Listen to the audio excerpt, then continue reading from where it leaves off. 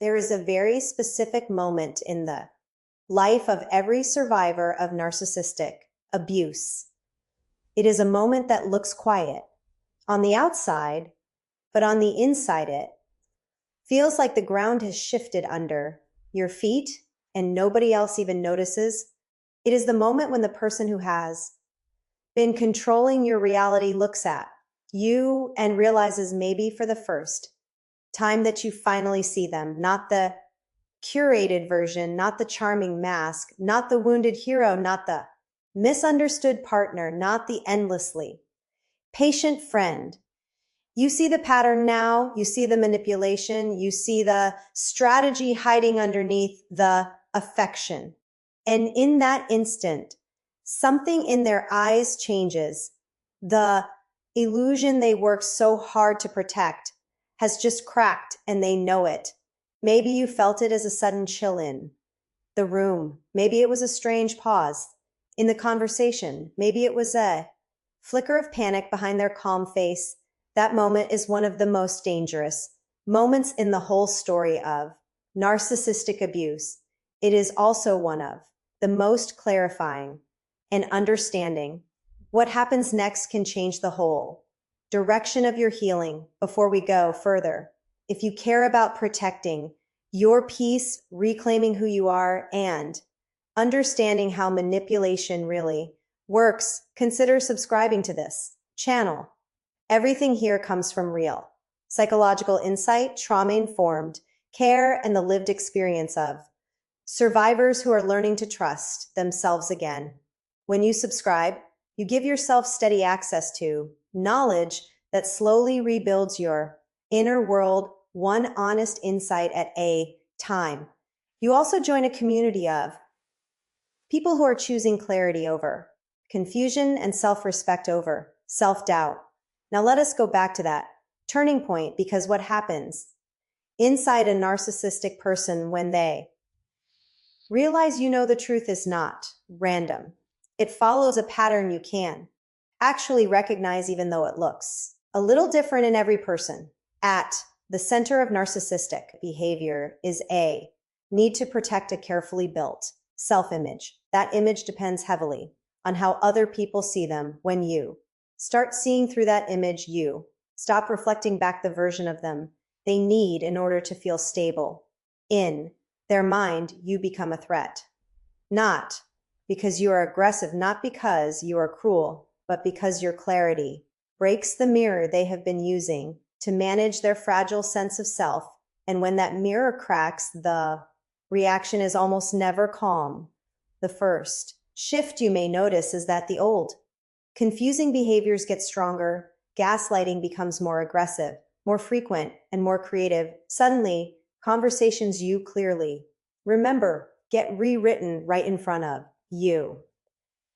Events you documented get denied outright. Feelings you expressed get twisted into overreactions or imagined wounds.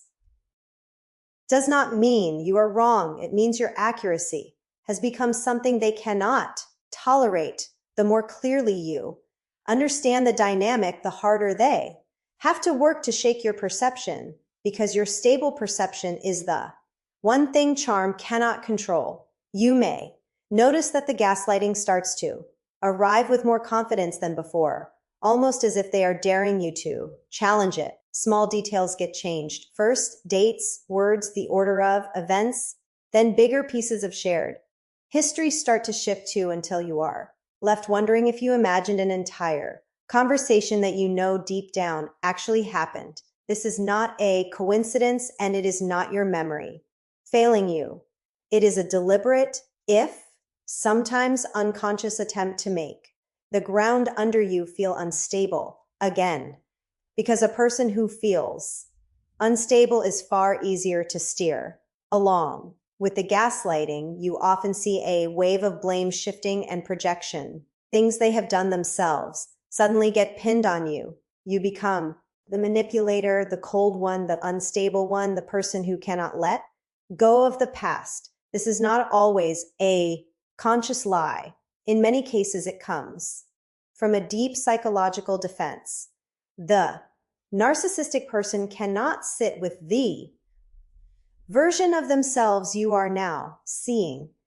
So they place those traits onto you instead. It is an unconscious way of protecting their own self-image by making you carry what they refuse to admit.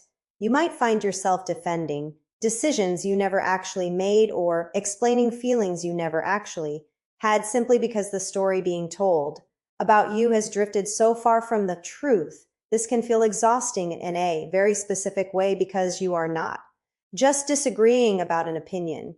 You are trying to hold on to a version of reality that keeps getting challenged from every direction. It helps to remember that projection like this says far more about the person doing it than it says about you. The traits they accuse you of are often a mirror just pointed in the wrong direction. Then comes the performance of victimhood. This stage is especially disorienting because the person who hurt you starts acting as if they are the one being destroyed. They may cry, they may speak softly, they may describe their pain in detail, they may bring up their childhood, their stress, their fragile mental state, or their fear of losing you. Genuine pain can exist in narcissistic people too, but notice the timing. It almost always shows up right when accountability is approaching, right when your clarity is strongest, right when you're closest to walking away. The victim story may not even feel like a lie to them, but it is still a strategy that keeps arriving exactly when their control starts slipping. Watching someone you love perform such convincing pain can shake even the most clear-headed survivor. You might find yourself comforting them in the very moment you needed to be walking away, apologizing for hurting them when you are the one who has been hurt for far longer. This is one of the cruelest parts of the pattern because it uses your own empathy as the tool to pull you back in. Recognizing this does not mean you stop caring. It means you learn to notice when your compassion is being used against you rather than received. Honestly, if playing the victim does not work, intimidation often takes its place. Sometimes this is loud, raised voices, threats, aggressive posturing. Sometimes it is quiet, cold stars, long silences, ominous comments, or a sudden withdrawal of warmth that feels almost like punishment. The silent treatment is one of the most damaging tools in the stage because it triggers the human fear of abandonment while giving you no chance to fix anything. It is emotional pressure designed to make you doubt your own decision to finally see clearly. In this stage, it can help to remember that intimidation, whether loud or quiet, is not a sign of your failure to keep the peace. It is a sign that other tactics have stopped working on you, and this is simply the next tool being reached for. Recognizing it for what it is rather than absorbing it as something you caused is its own quiet act of resistance. Then almost strangely, the warmth comes back. This is the part many survivors find most confusing. After the rage, after the silence, after the cruelty, the narcissistic person suddenly becomes the most loving version of themselves you have ever seen. This is often called hoovering, a name that describes how it pulls you back into that same emotional cycle. The compliments feel bigger than usual. The apologies sound rehearsed, but somehow emotional too. The promises of change feel almost believable. There might be gifts, big gestures, mentions of shared memories, or sudden moments of vulnerability that seem to prove everything you once hoped was true about them. This pattern is called intermittent reinforcement, and it is one of the strongest conditioning forces in human psychology. Rewards that show up unpredictably after periods of pain create stronger emotional bonds than steady kindness ever could. This is exactly why trauma bonds feel almost chemical, almost gravitational, even after you fully understand what is happening. You may find yourself replaying the good moments on a loop, holding on to them as proof that the connection was real even while the harder memories sit right beside them. Both of these things can be true at once. The affection was often real in the moment it happened, and it was also part of a cycle that kept you tied to someone who was hurting you. Naming this cycle out loud, even just to yourself, takes away some of its power. A pattern you can see clearly is a pattern you can eventually step outside of. Understanding this matters because survivors often blame themselves for struggling to leave even after they see the truth clearly. They wonder why. Clarity has not set them free. They wonder why their heart still aches for someone their mind has already identified as harmful.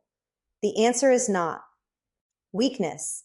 The answer is that your nervous system was shaped by months or years of unpredictable emotional patterns. It learned to link relief, hope, and connection with the very person who caused you pain. Healing needs more than understanding in your head. It needs a slow, patient retraining of how your body responds to that bond. Meanwhile, outside of the private relationship, another pattern usually starts. Image management gets stronger. The narcissistic person becomes very focused on how they look to other people, especially mutual friends, family, coworkers, or people online. You might start noticing small stories that paint them as the reasonable one and you as the difficult one. In more severe cases, this turns into a smear campaign where carefully chosen stories get spread to people in your shared world. The point is rarely just revenge. The deeper point is to control the story before your version of events can settle in anyone's mind. If they can define you first, it becomes much easier for people to dismiss your clarity. You may hear secondhand a version of events so different from what actually happened that it feels almost surreal. Mutual friends might grow distant without explaining why. Family members might start choosing sides based on whoever told their story first and loudest. This can feel like a second betrayal on top of the first one because it seems to confirm your worst fear that speaking your truth will cost you the very people you hoped would understand. But the people who truly know you and who take the time to look closely rather than accept the easiest story tend to find their way back eventually. This is often when survivors feel a deep sense of isolation because people they once trusted start treating them differently. It is painful, it is disorienting, and it is one of the most important times to remember that truth does not need everyone's agreement to still be true. Your reality does not become less real just because someone told a different story. Your healing does not depend on convincing anyone else. It depends on knowing what you know and continuing to live in line with that knowing. If this is speaking to you and you want to keep building the kind of inner clarity that manipulation cannot easily touch, take a moment to subscribe. This channel is built for survivors who are ready to move past confusion and into a deeper understanding of themselves, their patterns, and the psychology behind what they went through. Every video here is meant to help you reclaim a little more of the self that was quietly taken from you and rebuild it on ground that cannot be shaken again. Now, let us turn inward, because while it helps to understand the other person's behavior, what is happening inside you during this stage matters even more. When you first recognize the manipulation, the feeling is rarely pure relief. More often, it is a strange mix of clarity and grief, awareness and confusion, validation and disorientation all at once. You might feel like you are waking up from a dream you cannot quite remember, with pieces of memory suddenly making sense in ways that feel almost too painful to hold. This is normal. This is your mind reorganizing itself around a truth it was not safe to see before. In the beginning, clarity often feels frightening instead of empowering because it asks you to grieve more than just the relationship. It asks you to grieve the version of reality you believed you were living in. You grieve the person you thought they were. You grieve the future you had imagined. You grieve the energy you poured in. You grieve the parts of yourself that you shrank or twisted just to keep the relationship going. And underneath all of that, you may also grieve the version of yourself that existed before this experience changed you. This grief is not a sign of weakness or confusion. It is a sign that you are finally processing something real. It can feel strange to grieve someone who is still alive, still present, maybe still in your life in some capacity, but you are not only grieving a person, you are grieving an idea you carried for a long time, an idea of who they might become or who you thought they already were. Let that grief take the shape it needs to take. It might arrive as tears, as anger, as a strange numbness, or as sudden waves of sadness in the middle of an ordinary day. There is no wrong way to move through it, and there is no set amount of time it should take. Alongside the grief, you may notice a strange wave of self-doubt. You finally see the truth, and yet you question yourself more than ever. This happens because long exposure to gaslighting trains the nervous system to distrust its own signals. Even when your mind has already connected the dots, your body may still flinch at the thought of trusting your own perception. Healing this is not about forcing certainty overnight. It is about gently and repeatedly choosing to believe yourself in small moments until self-trust becomes a steady pattern instead of an occasional act of courage. This is also why writing things down becomes such a quietly powerful habit. Recording events as they happen, keeping notes on conversations, writing down your feelings in real time, all of this creates an outside memory that cannot be rewritten by someone else later. It is not about building a legal case. It is about anchoring yourself in your own experience so that when manipulation tries to twist your memory, you have something solid to come back to. This habit is one of the most underrated tools in recovering from narcissistic abuse because it slowly rebuilds the relationship between you and your own perception. Even a simple note on your phone, a few lines written right after something happens, can become an anchor. Months later, when doubt creeps back in, you do not need to write beautifully or completely. You only need to write honestly in the moment before anyone else has a chance to reshape it for you. Over time, reading back through these small records can be its own quiet form of validation. You will see in your own words written before any argument or apology could soften the memory exactly what happened and exactly how it felt. As you keep healing, you will start noticing the difference between real accountability and a manipulative performance. This is one of the most freeing lessons you can learn.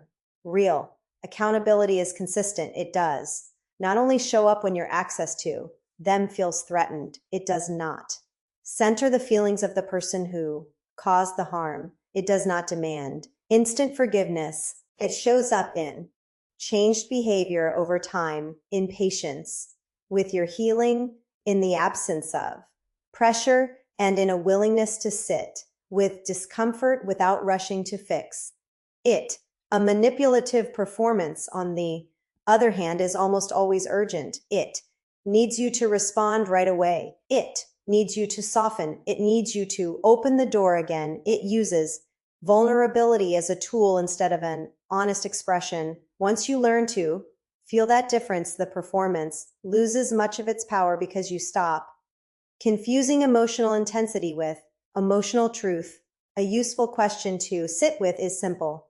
Does this change ask anything of them, or does it only ask something of you?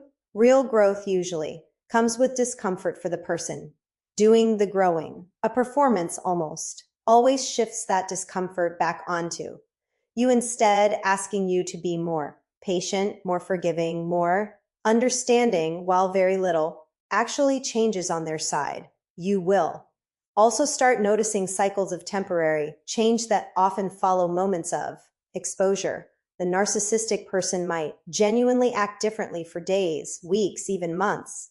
They might go to therapy, read books, speak the language of healing, and appear transformed. Then, slowly, the old patterns return. Often, more subtle than before, often more polished, often harder to name. This is not always a deliberate trick. Sometimes the change is real, but shallow, and it only lasts as long as it is needed to regain access. True transformation is rare and slow. It rarely announces itself. It does not ask for credit. It simply unfolds quietly over years, without any performance attached to it. While all of this is happening, protecting your nervous system is essential. Emotional regulation is not a luxury during this stage. It is a survival skill. Practices like slow breathing, grounding through your senses, gentle movement, spending time in nature, getting real rest, and limiting overstimulation all help your body remember what safety feels like. You do not have to push yourself to heal quickly. You just need to give your system the conditions where healing can happen naturally. The body recovers in its own rhythm, not on a deadline. Some days this regulation will look like a long walk outside. Other days it will look like sitting quietly with a cup of tea and doing nothing at all. Both count. The goal is not to perform wellness for anyone watching. The goal is to give your nervous system enough small repeated signals that the danger has passed so it can slowly begin to believe that safety is possible again. Boundaries become another quiet pillar of recovery. A boundary is not a wall, and it is not a punishment. It is simply a clear statement of what you will and will not take part in, held without needing anyone else's agreement. With narcissistic people, boundaries usually get tested again and again, sometimes through charm, sometimes through anger, sometimes through guilt. The strength of a boundary is not measured by how the other person reacts to it. It is measured by how consistently you honor it yourself. Over time. That consistency rebuilds the inner authority that manipulation tried to wear down. It also helps to avoid unnecessary confrontation. During this stage, many survivors feel a strong pull to explain themselves, to prove their perception, to finally make the other person understand. This urge is deeply human. It comes from hoping that recognition will bring closure. But closure in these situations rarely comes from the other person. It comes from within you. Repeated confrontations often only give them new material to work with, new chances to twist things, new openings for emotional escalation. Every explanation you offer can be picked apart, reframed, or used later as proof of how difficult or obsessive you supposedly are. It is a frustrating truth, but an important one to accept. You are not dealing with someone who is simply confused and waiting for the right words to finally understand. You are dealing with a pattern that resists understanding on purpose, because understanding would require accountability. Sometimes the most powerful response is a quiet one. Sometimes the most freeing choice is to stop trying to be understood by someone whose understanding was never safe to begin with. Rebuilding your identity is maybe the most tender part of this whole journey. After a long period of manipulation, many survivors realize they no longer fully recognize themselves. Preferences, opinions, dreams, even small daily habits may have been quietly shaped to fit someone else's moods. Reclaiming your identity is a slow, curious process of asking small questions. What do you actually enjoy? What do you actually believe? What kind of rest do you need? What kind of people make you feel more like yourself? These questions, asked gently and often, slowly begin to restore the inner world that was rearranged without your full consent. You might rediscover an old hobby you quietly dropped years ago, or Notice that you finally have an opinion about something without checking how it will be received first. These moments can feel small and almost silly at first, but they are actually the foundation being laid one piece at a time for a version of you that belongs fully to yourself. Again, self. Validation becomes the foundation of this whole process. For a long time, you may have needed someone else to confirm your own experiences before you could trust them. Healing means learning to offer that confirmation to yourself. When a memory comes up, you can acknowledge it. When a feeling arises, you can honor it. When your intuition speaks, you can listen without needing proof. This does not mean you close yourself off to feedback. It means you stop handing your reality over to people who have already shown they will twist it. Support systems matter a great deal during this time, but the quality of that support matters more than the number of people around you. A small number of people who can listen without judging, who can hold space without trying to fix you, who can believe you without needing every last detail, are worth far more than a large circle of well-meaning but confused observers. Professional support from a trauma-informed therapist when you can access it can be especially valuable because the patterns of narcissistic abuse are specific and benefit from specialized understanding. If therapy is not accessible right now, support groups, honest conversations with trusted friends, or even carefully chosen books and resources on this topic can still offer real relief. What matters most is that the support you lean on actually sees you clearly rather than filtering your experience through its own assumptions. As your clarity grows stronger, you will start noticing red flags earlier in future relationships, not with paranoia, but with quiet discernment. You will sense when someone's words do not match their actions. You will notice when affection feels conditional. You will recognize when curiosity about you is actually just information gathering. You will feel the difference between people who respect your boundaries and people who quietly test them. You may also notice something else, quieter, but just as important. You will start to recognize genuine safety when you meet it, the kind of steady, unremarkable consistency that never asked to be proven before. It might even feel a little unfamiliar at first, almost too calm compared to what you are used to. That calm is not something to be suspicious of. It is often simply what a healthy connection actually feels like.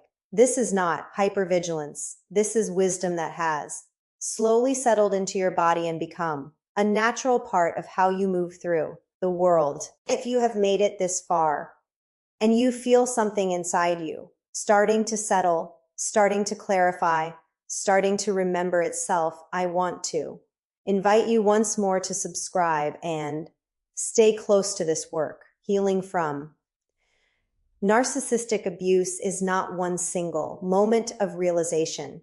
It is a long, layered, deeply personal process, and having steady, thoughtful guidance along the way can make a real difference.